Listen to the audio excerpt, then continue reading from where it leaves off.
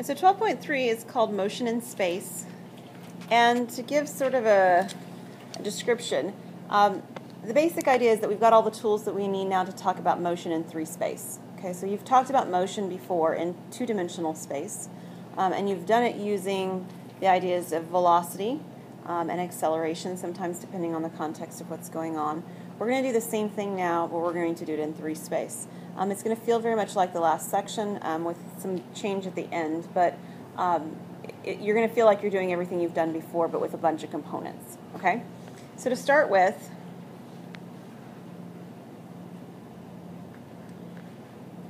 we have a vector-valued function.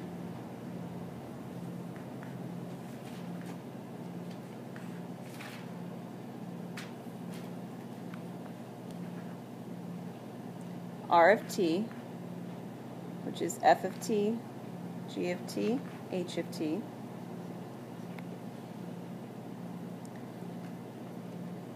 The velocity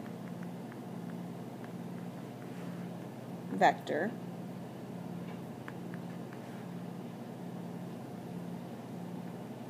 denoted v of t is equal to the derivative of r. Just like velocity was defined before, right? Everything that we've worked with prior to this in 2 dimensions, we always had our position vector. I suspect you had it with an s. Most books use s or sometimes x of t, but we're going to be using r of t for what we're working with here. So just keep that in mind as you're looking at this. You're not going to see s or x depending on what your other books have done. All right, the next one is the speed.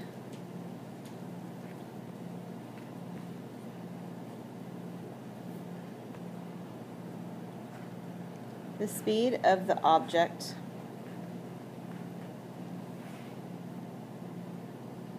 is the magnitude of the velocity.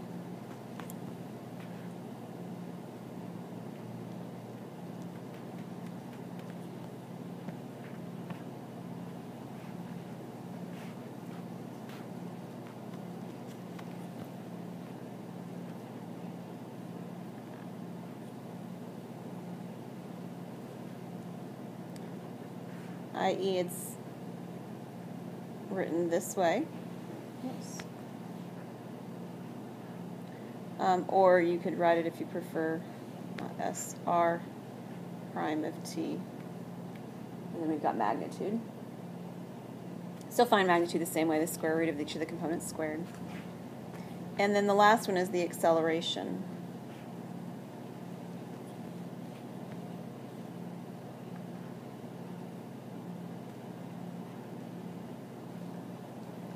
The acceleration vector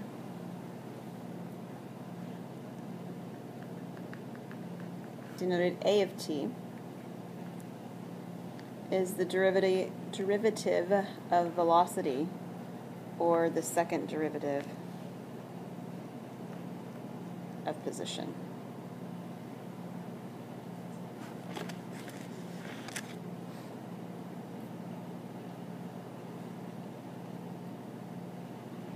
This doesn't look any different, does it? We're just doing it with vectors now instead of with functions. Vector-valued functions instead of just with functions. All right, so we're going to find the velocity and acceleration functions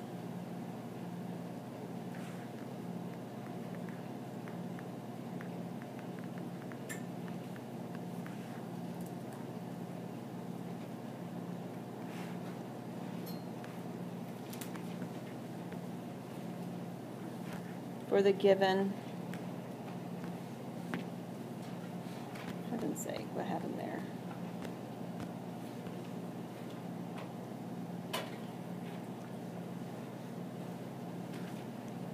Position function. Position vector, I'll get the word right.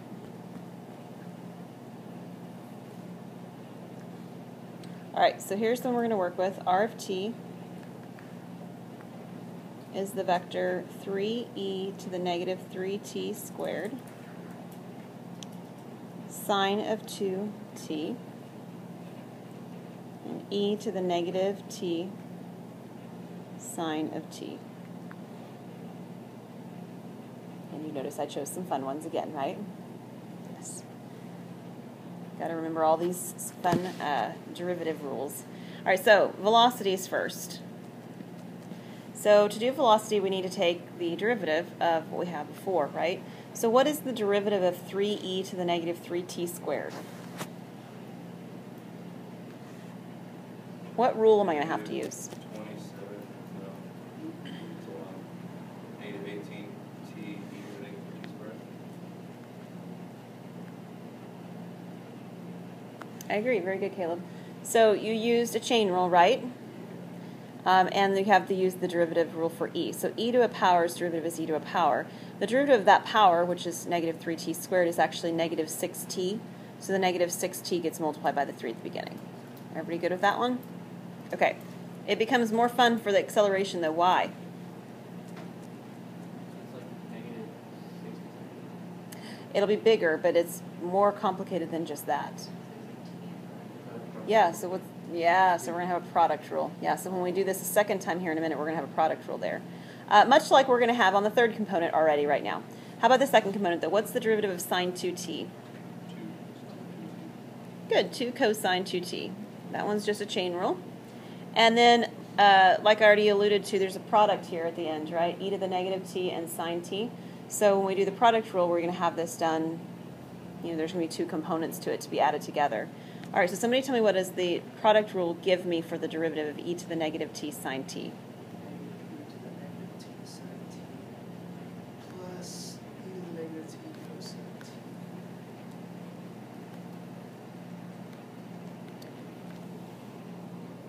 Does that look okay? Yeah, Everything in there right? I think so. I think so too. No simplifying. Oh, No, never mind. You're good. it's all good? All right. Got it on there right. So this is the velocity vector. And then we want the acceleration vector as well. And it's a little bit more complicated because we have a product rule at the beginning now. And we have 2 product rules at the end. Agreed? Okay, so product rule at the beginning, negative 18t e to the negative 3t squared. Somebody try your hand at that. 54. All right, so you did the easy one. Negative 18e to the negative 3t squared. Yes, that is the easier of the 2. What's the other one going to be? Wait, what are the 2 products in this? Right here, 18t. Yeah, because we've got 2 variables in the problem. That's why. 108. Is it plus, Jordan? Yes. Okay, 108. T squared e to the negative 3t T squared. T cubed. Yeah, T cubed? No, t squared. T squared. Yeah. Okay. And then e to the negative 3t squared. Like that? Everybody good with that? Okay, great. The middle one is a reprieve for just a moment. What's the derivative of 2 cosine 2t? Negative 4 sine Negative 4 sine 2t, I agree. All right, the last piece, which I've run out of room for, I'm going to put it down here at the bottom, underneath, just because I've got space there. Okay, so that's where that's going. I need the derivative of negative e to the negative t sine t. That's a chain, or a product rule, rather. So what are we going to get?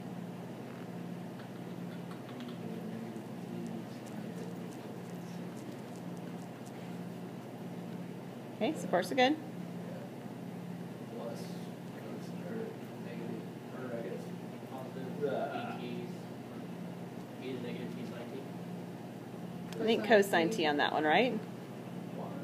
Oh yeah, sorry. One of them's going to be cosine, the other one's going to be sine. And why did it change signs? You're right, it did. Why?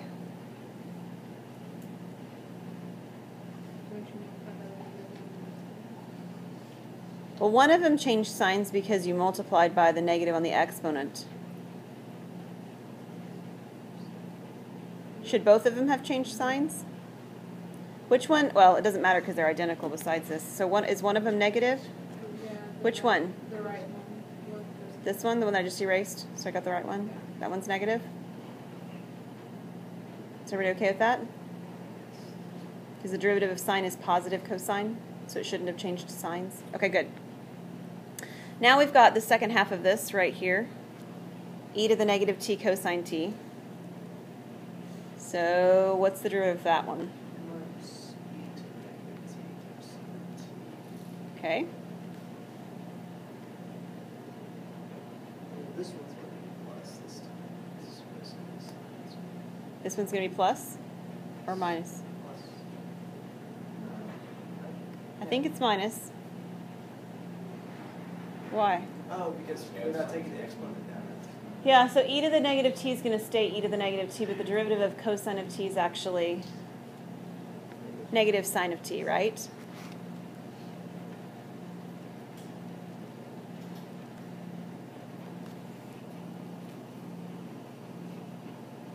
But some of that goes away. Agreed? What simplifies?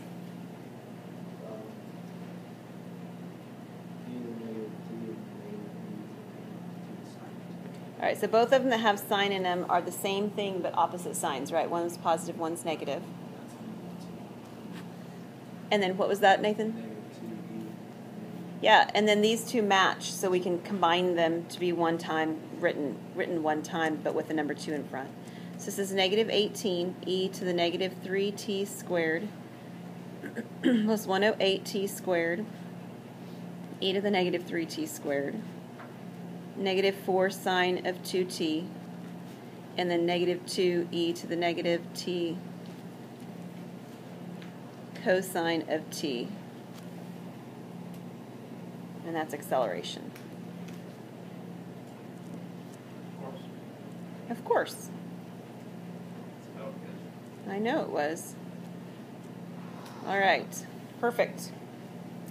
All right, we're going to do one more of this flavor, but it's going to look a little different.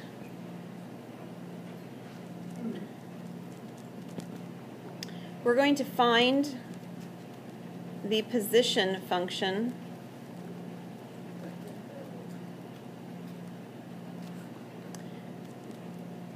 from the given function. Now, when you do these in your book, sometimes the given function is velocity and sometimes the given function is acceleration. Okay? So I'm going to do an example of one that's going to be what? What do you think I'm going to do? I'm going to do an acceleration one. All right, so our acceleration function is t0, negative 16. And then we can definitely find a position equation from here, agreed? But in order to find the position equation, we have to have initial conditions. That's what I mentioned in the last section. So the initial conditions that we are given on this one is that v of 0 is 12, negative 4, 0. And r of 0, which is the position function, is 5, 0, 2. And there's nothing special about the fact that they gave us r of 0 and v of 0. They could have given us anything, but it's very nice that they gave us the zeros because it's easier to work with. All right, so let's get this going. We're going to first find velocity. So if the acceleration is t0, negative 16, what is the velocity vector going to be? All right, t squared over 2.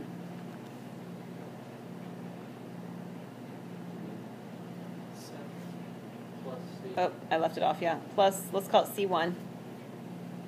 Then what? It's actually C2. Yeah. Because, think about it backwards, right? So if I had a constant and I took a derivative of any constant, the derivative of any constant would be 0, right? So if you have 0 as your function and you want the antiderivative, it would be some constant. It could be 0, but it doesn't have to be. How about the third component? Negative 16t plus C3. Almost. We can find C1, C2, C3. What are they? They're actually these values right here, right? Using v of 0. Because if you put zeros in for all of your t's, you're going to be left with C1, C2, C3. Aren't you? That's the very nice thing with this particular function because it's polynomials. and the function that you were given having a 0 as the initial condition. So our v of t is actually t squared over 2 plus 12, negative 4, and then negative 16t, and then plus 0, so we'll leave it off. That's velocity. But we weren't asked to find velocity. That's just sort of the intermediate step. We need to find position. And they're using r of t, so we will as well. So I need the antiderivative of t squared over 2 plus 12. T cubed, or 160 cubed? Mm-hmm. Plus Plus C. yes, something before that. 12t, and then plus, and I'm going to use C1 again, C2, C3, recognizing they mean something different this time. I already solved for them before, okay? How about the middle term, negative 4? Negative 4t plus C2, and then negative 8t squared plus C3. And again, my position initial condition that I'm given 502 is going to be the C1, C2, C3 because I've got polynomials here. Now, this doesn't always happen. Let's say, for instance, that instead of having polynomials, you had like e to the t in the problem. You'd have to actually evaluate that because e to the 0 is not 0, right? So the reason I can say that the C1, the C2, and the C3 are this 502 is because when I evaluate these pieces right here, that is t cubed over 6 plus 12t, negative 4t, and negative 8t squared, I get 0. But not all functions do that. If you're dealing with sines or cosines or exponentials or logs, you couldn't just say, oh goodness, it's just all 0. It doesn't work like that. All right, so taking a look then at finishing this one out, my position r of t would be t cubed over 6 plus 12t plus 5, negative 4t, and then it's plus 0, so we'll leave it off, and then negative 8t squared plus 2.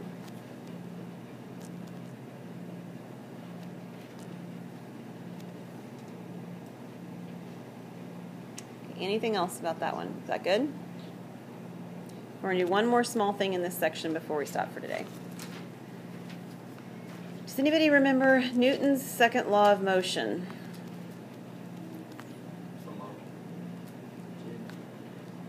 What was that? This is the James problem. James, do you know? F equals M. Good. F equals ma. So those of us who aren't physics majors, is force equals mass times acceleration. All right. And we can apply this in 3 dimensions just like you can apply it in 2 dimensions. So we're going to do an example with this one. I think I kind of spaced on the screen to actually do it here.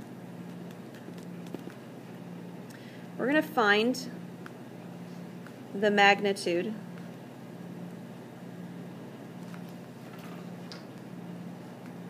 of the net force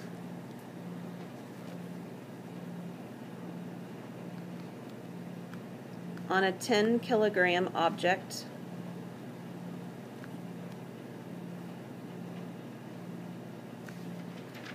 with the given position.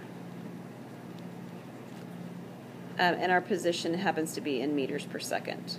So, all right, so here's our function for position. Oops.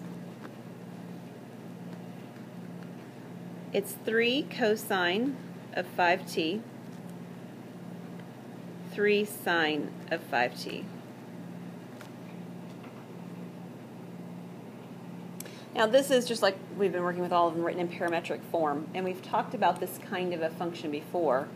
Do you remember what this function is doing in terms of a graph? It's spinning around in some kind of a circular fashion, right? But faster than just our normal circle because of the 5t on the inside. Agreed? So this is spinning around like this is a circle. So has anyone ever been to the fair or Frontier City, Six Flags or whatever, and you spin around in a circle? You've got that centrifugal force stuff going on. That's what's happening in this particular function, okay?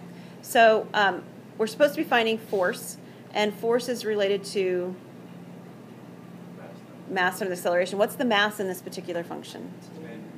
That's my 10 kilograms. What am I going to do for acceleration? Get the math, say, derivative. Yeah, and to be honest, finding the second derivative here, we can jump straight to it. Do you know why? I don't really need to find velocity. Because it's just going to go back to.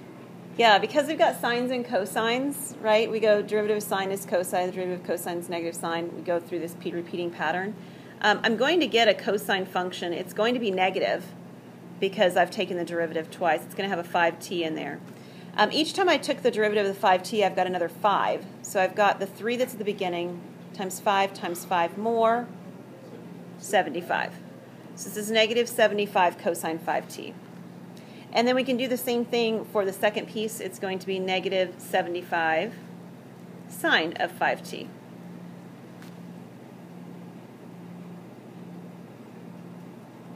You might notice that both of these have that negative 75 in them, right?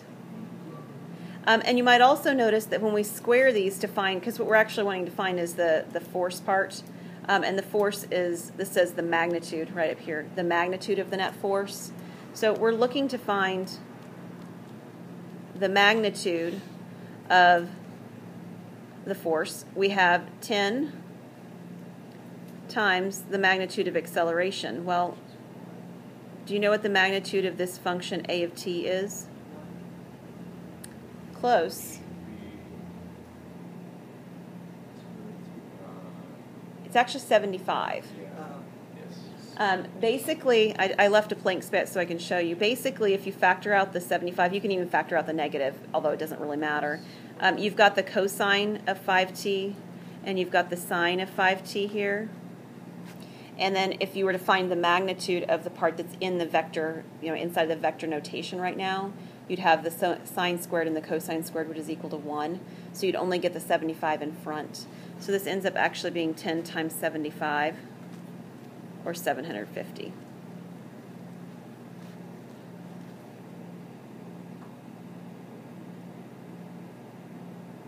That works out nicely because the sine and the cosine values are actually going to give me the squared are going to give me 1. Your book doesn't include anything. You want me to put n there? Does that make you feel better? Awesome. Yeah. Okay. The question is actually the observer here.